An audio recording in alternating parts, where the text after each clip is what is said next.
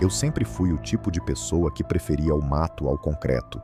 Trilhas limpas e cheias de placas nunca me atraíram muito. Eu gostava do selvagem de verdade, aquele em que você precisa confiar no próprio instinto. Por isso, quando fui explorar uma área remota no norte de Minnesota, bem longe de qualquer trilha marcada, parecia só mais um dia normal para mim. Depois de umas 4 horas caminhando, percebi que tinha perdido a noção da direção. Acontecia às vezes, mas normalmente eu me realinhava rápido. Só que naquele dia, tudo parecia deslocado. Nada era familiar.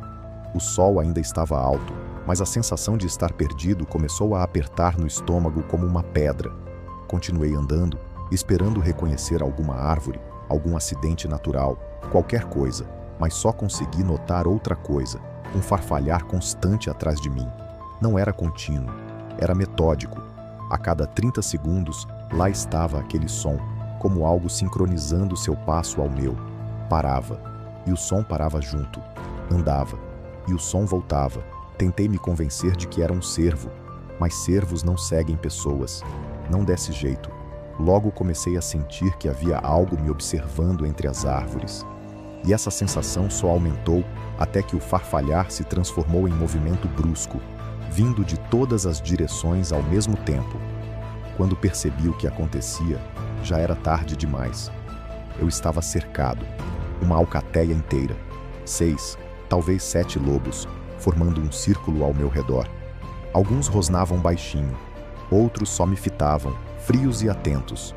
Eu saquei meu canivete, mesmo sabendo que aquilo não valia nada contra tantos. Só conseguia pensar, é assim que eu morro, por teimosia. Eu não sabia se me tornava grande, se ficava imóvel, se gritava. Antes que eu decidisse qualquer coisa, todos os lobos endureceram ao mesmo tempo, cada um deles, como se fossem marionetes puxadas por um mesmo fio invisível. Os ouvidos deles se ergueram numa sincronia perfeita. E então, de repente, eles fugiram, não recuaram, não rosnaram, correram, desesperados, como se algo muito pior os estivesse perseguindo. Fiquei sozinho no meio do silêncio mais absoluto que já ouvi na vida. Era como se alguém tivesse desligado a floresta inteira. Sem vento, sem pássaros, sem insetos, nada. O tipo de silêncio que faz seu próprio coração soar alto demais. E foi aí que o medo verdadeiro começou. Até aquele momento, eu só enfrentara adrenalina e instinto, mas agora havia algo errado, como se o ar estivesse pesado, espesso, difícil de respirar. Mesmo com o sol ainda alto, tudo parecia um pouco mais escuro, como se uma sombra invisível estivesse passando por cima de tudo. O pior era saber que os lobos tinham fugido de algo, algo que eles sentiram antes de mim, algo que era grande o suficiente para assustar uma alcateia inteira à distância. Respirei fundo e tentei pensar como alguém racional. Seguir os lobos significaria correr de volta pela mesma direção caótica por onde eles vieram.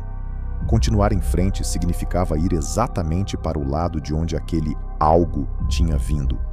Nenhuma escolha era boa. Escolhi a menos ruim, seguir adiante enquanto ainda havia luz. Depois de uns 20 minutos caminhando tenso, avistei uma clareira. Por um instante, senti alívio, achando que poderia ser um acampamento, mas quando me aproximei, percebi que estava completamente enganado. As árvores ao redor estavam cobertas de entalhes profundos, símbolos que eu nunca tinha visto.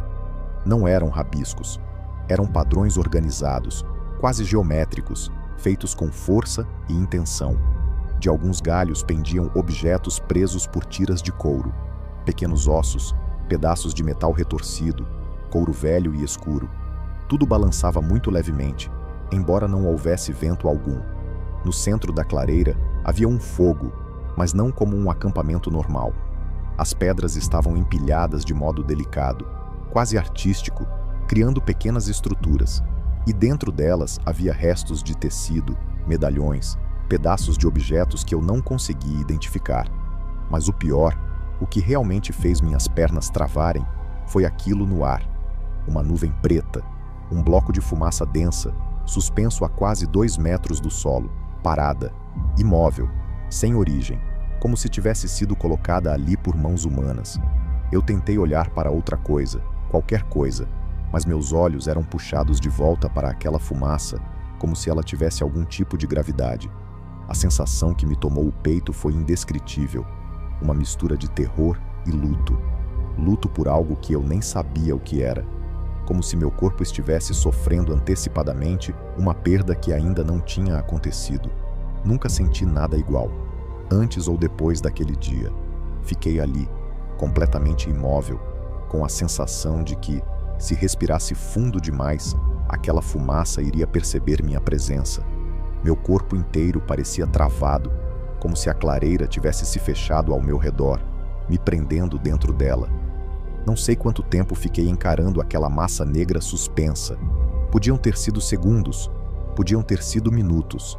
A única coisa que sei é que a fumaça não se mexia, não subia, não se desfazia, não vinha de lugar nenhum. Ela simplesmente existia, e isso era muito pior do que qualquer explicação lógica. De repente, algo dentro de mim, instinto, desespero, sei lá, voltou a funcionar. Meu cérebro gritou que eu precisava sair dali agora, não caminhar, não olhar ao redor, correr.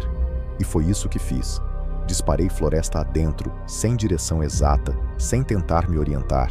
O mundo ficou borrado.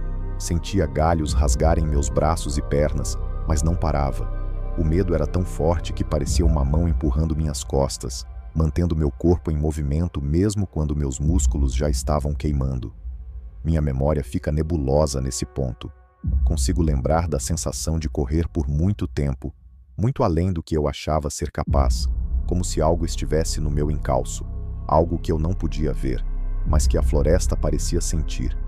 Em algum momento, a luz desapareceu. Quando minha memória volta claramente, eu já estava mais perto da saída da mata. Já era noite escura.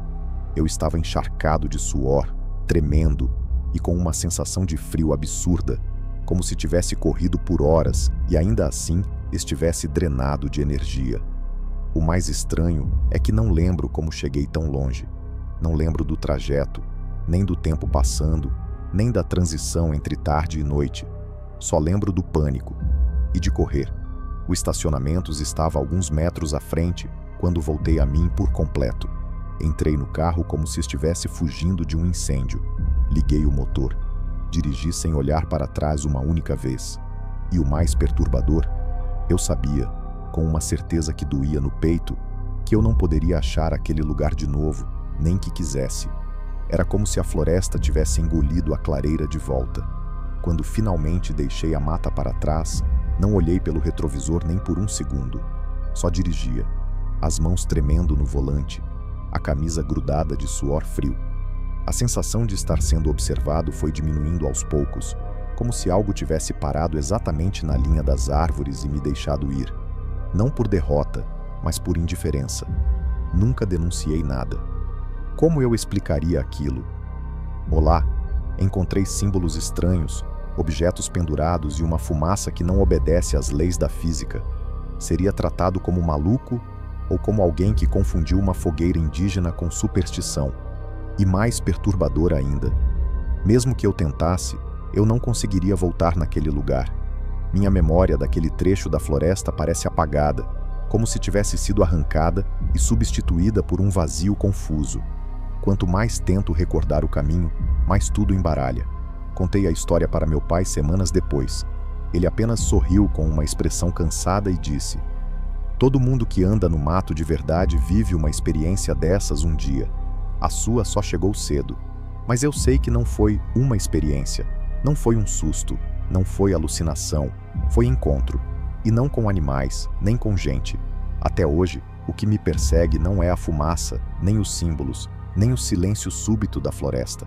O que realmente me atormenta é o vazio na memória, o trecho de tempo que sinto, com uma certeza insuportável, que não esqueci. Foi tirado.